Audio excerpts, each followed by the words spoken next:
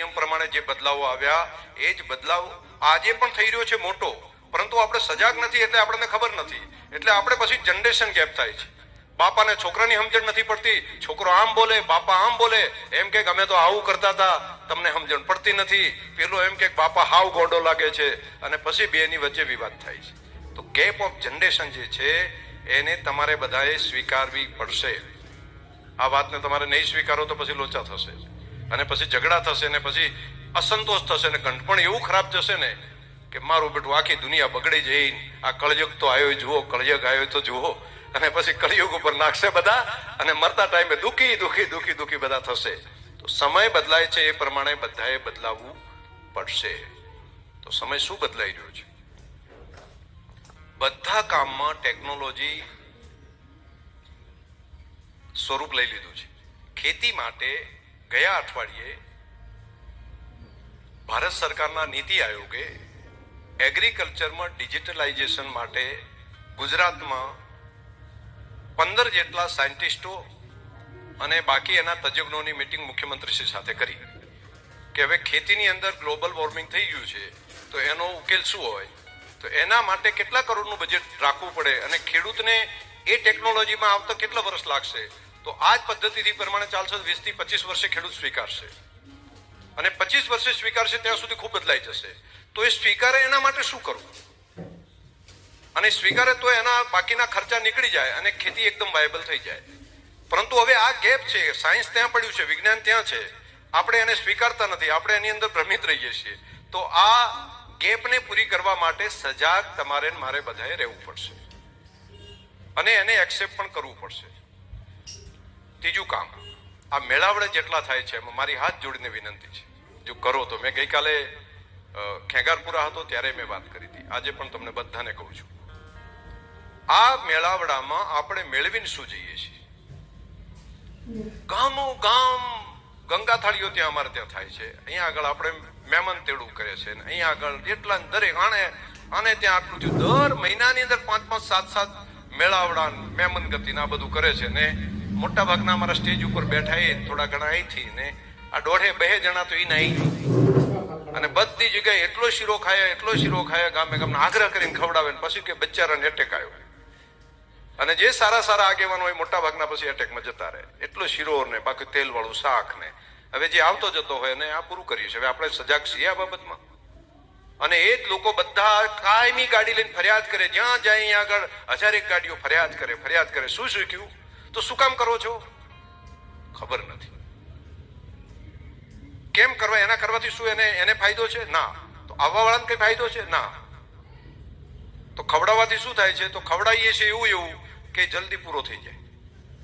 મોટા ભાગે ખવડાવવાની અંદર તેલ એવું, બાકી જંતુનાશક દવા વાળું શાકભાજી, બાકી ઘી જ્યાંથી મળ્યું ત્યાંથી, આ બધું ભેગું કરીને ખવડાવો, અને એના કારણે જલ્દી પૂરા કરો. આવા મેળાવડા આપણે કરીએ છીએ. એનું આઉટપુટ શું કામ? શેના માટે? કોઈ જગ્યાએ કોઈ સભ્ય સમાજમાં આ વ્યવસ્થા નથી, આવું નથી કરતા. તો આપણને એમાંથી શું મળે છે? એના કારણે શું કોઈ ફાયદો થાય છે? કોઈને ફાયદો નથી. બસ શું કામ કરું? પેલા કરે છે ને એટલે મારે કરવું છે. મારે બેટે અહીંયા ભેગા કર્યા તો અહીંયા 500 જણા હતા, મારે ત્યાં તો કરું ને હાથે કરું.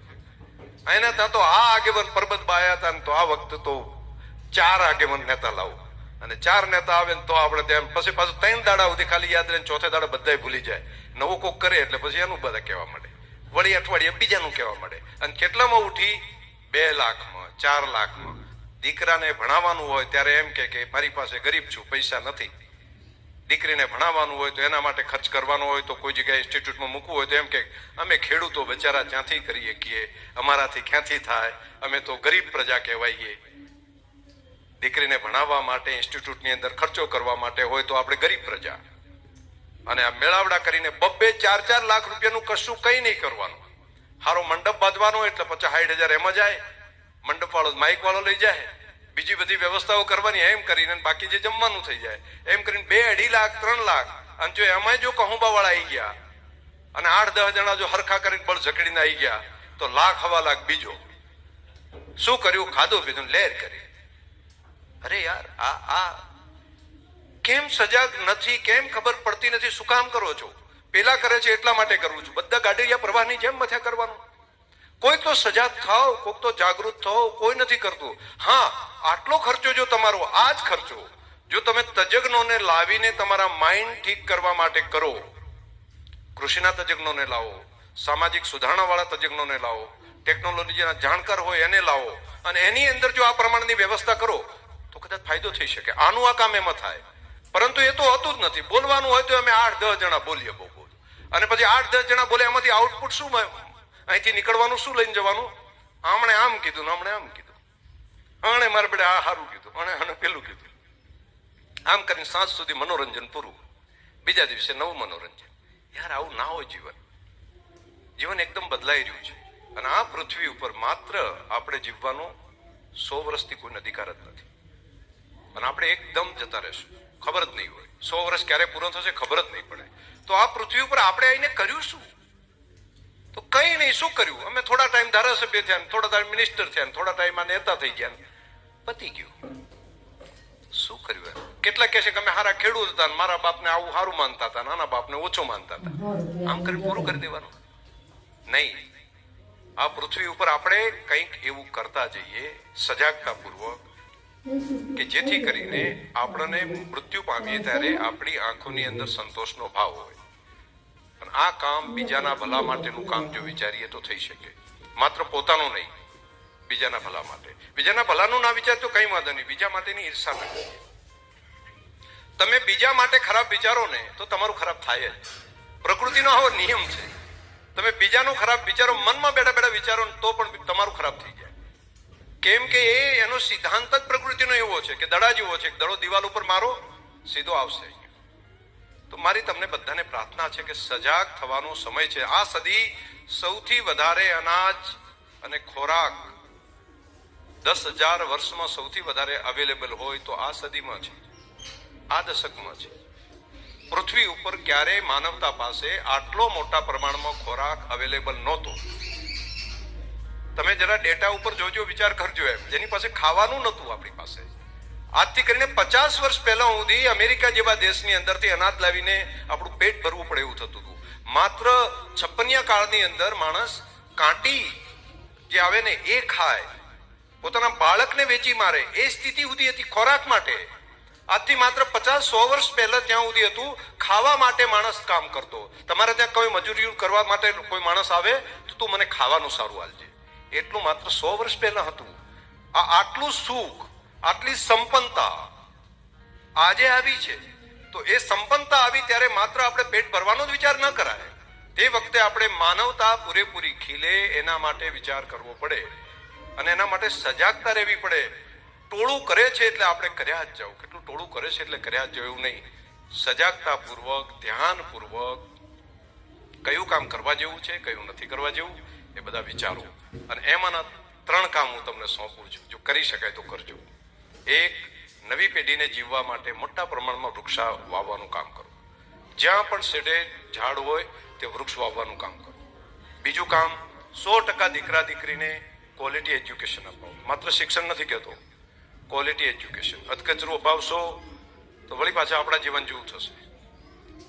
જેની આપણને સપનું પણ નથી જોઈ શકતા ત્યાં સુધી પહોંચાડવાની વ્યવસ્થા કરી શકાય. ક્વોલિટી એજ્યુકેશન માટે મહેનત કરો. અને ત્રીજું, બહુ મોડું થઈ ગયું છે વ્યસન છોડવાની અંદર. બીડી, ગુટખા, બાટલી, પોટલી, કહુંબો, જે કઈ છે ને તાત્કાલિક છોડી દેવું પડે, અભિયાન તરીકે છોડવું પડે. આમાંથી ઇમિડિયેટ જો બહાર નહીં નીકળીએ તો ઈશ્વર પણ આપણને બચાવી નહીં શકે. તો વળી પાછા આપણે કોઈના કોઈ મોટા શેઠિયાઓ હશે, કોઈના કોઈ બાકીના લોકો હશે, અને એના આધાર ઉપર તમારે જીવવું પડશે.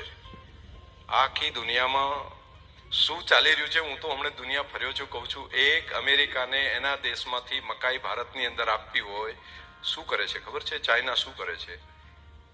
એક નાનકડું લેબની અંદર તૈયાર થયેલું એક જંતુ ભારત જેવા દેશમાં મૂકી દે. એક નાનકડું જંતુ એની લેબમાં તૈયાર થયેલું. એને લાગે કે મારો માલ વેચવો છે, શું કરવું? આખા દેશની બધી મકાઈ એક સાથે સાફ થઈ જાય. એની અંદર એવો કીડો આવી જાય, એ કીડો મલ્ટીપલ, એકમાંથી કરોડ, કરોડમાંથી 10 કરોડ, 10 કરોડમાં 100 કરોડ થઈને આખા દેશની અંદર સાફ કરી નાખે. લેબ ગ્રોન છે. એવું જ કપાસની અંદર પણ કરી શકે. તમને બધાને લાગે ને ખેતી ખેતી ખેતી તો શું? તો આપણે તો અહીંયા બેઠા બેઠા રમકડું છીએ. અને દુનિયા એને કેટલાક લોકો એની અંદર બેઠા બેઠા રમાડે છે. આ ત્યાં ગયા પછીની વાત કરું છું. તો આપણા બાળકો પણ આ જ પ્રમાણે કર્યા કરે. અને છેલ્લે આપણે કહીએ ગ્લોબલ વોર્મિંગમાં દુનિયાની અંદર હવાની અંદર અમુક પ્રકારનો પાવડર પહોંચી જાય એટલે કમોસમી વરસાદ પણ કરી શકે. અમુક પ્રકારની વ્યવસ્થા કરે એટલે વાદળ હોય તો વાદળને વરસાવવાનું કામ પણ તે કરી નાખે. એક નાનકડો વાયરસ ચાઇનાની કોઈ લેબમાં તૈયાર થયો હોય, એ એક વાયરસ એક લેબની એક નાનકડી શીશીમાંથી એને મલ્ટીપલ કરીને આખી દુનિયાને બંધ કરવાનું કરી શકે. આવડા બધાની વચ્ચે આપણે એક નાનકડી વ્યક્તિ છીએ. આવડા બધા ષડયંત્રોની વચ્ચે સજાગતાપૂર્વક જો આપણે ન રહીએ, હવેના પડકારો અલગ છે. હવે તલવારોથી યુદ્ધ નહીં થાય. તલવારોનો સમય પૂરો થઈ ગયો, બંદૂકોનો સમય પૂરો થઈ ગયો. એક ડ્રોનથી ઉપર જઈને નક્કી કરેલા ટાર્ગેટ ઉપર ગન લઈને જાય. ગનની અંદર શું હોય? ખાલી સેન્સર હશે. હાર્ટની સામે રાખી અને ટપ કરી દે, એટેક આવીને મરી ગયો. ના કાણું પડે, કશું ના થાય. આવા વેપન્સ આવી ગયા છે. આ બધામાં આપણે દુનિયાની અંદર માણસ ફરી વધારે જીવી શકે, દાંત જતા રહ્યા નવા દાંત ઉગાડી શકાય, ટેકનોલોજી આવી જાય છે. હાર્ટ, લીવર ટ્રાન્સપ્લાન્ટ કરી શકાય, માણસ 100 વર્ષ કમ્પ્લીટ જીવી શકે એવી વ્યવસ્થા થઈ ગઈ છે. તો આપણે આ વિચાર કરીએ છીએ કંઈ, આપણને લાગે છે કંઈક કમસે કમ એક કદમ તો એ દિશામાં આપણે આગળ વધીએ. આપણે ન કરીએ તો આપણા છોકરાને તો આગળ વધારીએ. જેટલા જાય એટલા આમ હજ્જડના હજ્જડ હેડતા હોય, આમ કેવા આમ ટાઈટ થઈ, અને એમ કે મારો આ બેટાનો આનો તો વટશે એમ, અને એમ કે હા પાછળ તો આપણે તો આવા જ હોય ને, એમ ભાઈડા તો આમ ગમે એને કહી દે, અને એમાં પાછું ગૌરવ અનુભવે. શું? ભાઈડા તો ગમે એને કહી દે ને એમાં ગૌરવ અનુભવે. નહીં યાર, જાપાન જેવા દેશે અમેરિકાની સામે એને ગમે એને કહી દે એવું નક્કી કર્યું. અમેરિકાએ બોમ્બાર્ડિંગ કરીને આખું જાપાન ખતમ કરી નાખ્યું. પછી બાકીને કીધું શું કર્યું? એ જાપાન ખરાબ છે, જાપાને આપણને મારી નાખે એમ કરીને ટીકા કરતા હતા. જાપાન તો નાલ, અરે અમેરિકા તો આવું બીજું ત્રીજું. જાપાનના નિષ્ણાત લોકોએ ભેગા થઈને નક્કી કર્યું કે વાંક એનો નથી, વાંક આપણો છે. આપણું અક્કડપણું એવડું હતું ને કે અમેરિકાએ આપણા ઉપર બોમ્બાર્ડિંગ કરવું પડ્યું. અને એ અક્કડપણાનું કારણ શું? તો આપણા સંસ્કારો. આપણે સંસ્કારો એવા આપ્યા કે ભાઈડા તો કોઈનું ના હાકે, જાપાન કોઈનું ના હાકે. આને ધડમૂળથી બદલવા માટે આપણી નિશાળોની અંદર પહેલા ધોરણથી બાલ મંદિરથી એ શિક્ષણ આપો કે બાળકને સોફ્ટનેસ શીખવાડો. એટલે એક એક બાળકને નમતા શીખવાડે. જેવું પહેલું સૌથી પહેલું એને શું કરવાનું? હસતા શીખવાડે, નમતા શીખવાડે. અને માત્ર ગણતરીના વર્ષોમાં ભારત દેશ આઝાદ થયો, બસ થોડા જ વર્ષોની અંદર જાપાન ફરી પાછું નેસ્ત નાબૂદ થયેલું જાપાન વિશ્વની મહાસત્તા 1 થી 3 નંબરની અંદર એ પહોંચી ગયું. ખાલી સોફ્ટનેસ. ખાલી ગાડીમાં જતા હોય તો પાડોશી આવ્યો હોય ને તો આ તો ફલાણો છે એમ, પેલો હાક નોખી હોય ને તો નોખી હાક વાળો હોય ને ભાળીને પાછો કઈડીને હેડે. ટ્રેક્ટર લઈને જતા ડોળા કાઢે પાછો વગર કારણે. એટલે તારા ડોળા ફૂટે છે તો શેના માટે તું પેલું કરે છે એમ? ગાડી લઈને જતા હોય તો આમ પાછો કરડકીને જોયો, આમ દોઢા થઈ. એમાં તારા ડોળાને પેલું થાય છે, સામે વાળાને કઈ નથી, તારું બગડે છે. અરે યાર, સામે વાળો મળે છે હસને, તું એમાં શું જતું રહેશે યાર? હસને, થોડો હસતો હસતો જાય ને. આપણો પાડોશી છે, તારો જ ભાઈ છે, આ પૃથ્વી ઉપર રહેવા વાળો જ માણસ છે. એનાથી બીજા ગ્રહોમાંથી નથી, નવા ગ્રહોમાંથી આવ્યો હોય તો કરતું પ્રેમ એને, અને એ કરવાથી તારું ભલું થશે. તો એક સોફ્ટનેસ બધા શીખો, થોડા હસતા રહો. તો આ એક 3-4 બાબતો મારે કહેવા જેવી હતી. કીધી બાકી તો તમે ખૂબ સરસ આપણા 2 વડીલોની પ્રતિમાનું અનાવરણ માટેની વ્યવસ્થા કરી છે. હું તમને બધાને હૃદયથી એ કાર્યક્રમના સહભાગી માટે અભિનંદન આપું છું. બધા આગળ વધો, કામ કરો, અને બધા નવા વર્ષે ખૂબ સુખથી રહો. રાજનીતિ એની રીતે ચાલ્યા કરશે. રાજનીતિને ચારે કોરા પકડીને ના કરો. જ્યારે કરવાની હોય ત્યારે કરવાની. એ 10 દિવસ 15 દિવસ પૂરતી જ હોય છે. પણ બાકીના દિવસોમાં બહુ માથાકૂટો કર્યા કરતા બાકીના સમયની અંદર તો ધંધે લગાડો, કામ ધંધા કરો. નહીતર કહે છે કે આ ફલાણાનો બાપ મોટો નેતા હતો ને એના છોકરા ભીખમાં કહેર્યા, અને બીજી ત્રીજી પેઢીએ પછી ગોત્યા નહીં ચડો. સમજ્યા તમે? ગામના આગેવાનો એક બીજા હોય, ત્રીજી પેઢી એવી ખાડામાં પડે ને કે ક્યાંય ના હોય તો એને સજાગતાપૂર્વક ધંધો કરવાના કામમાં લગાડો બધાને. અને ધંધા જે મળે એ ધંધાની અંદર આગળ કરો, નહીતર પછી પાછળ પ્રોબ્લેમ થાય. તો મારી તમને બધાને પ્રાર્થના છે, નવા વર્ષે આ સંદેશો લઈ આગળ વધો. બધાને હૃદયથી ખૂબ ખૂબ શુભકામનાઓ. આપણા ભેમાભાઈ અને કેતાબા અને બાકી બધા વડીલોને આપણે વંદન કરીએ, એમના યોગદાનને યાદ કરીએ, એમના રસ્તા ઉપર ચાલીએ.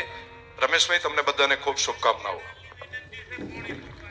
હા, હું કહું હમણાં જ સ્વરૂપજીને ને જ્ઞાનીબેનને બેન કેવડાવું કે કેનાલનું તાત્કાલિક કરાવી નાખે. હું એ ટેકામ રહીશ હો. ખૂબ ખૂબ આભાર સાહેબ શ્રી.